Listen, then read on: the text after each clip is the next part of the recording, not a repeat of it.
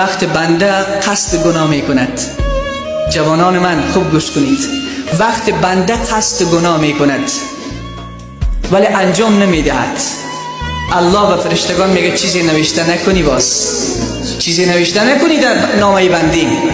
وقت قصد گناه می کند انجام می دهد، فرشته دست راست به فرشته دست چپ چی میگه؟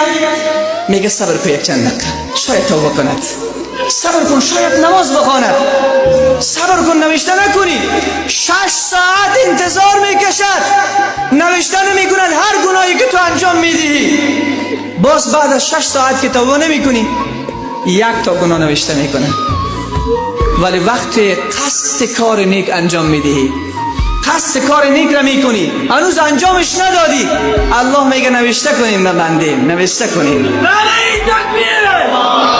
ولی او کار نیک اگر انجام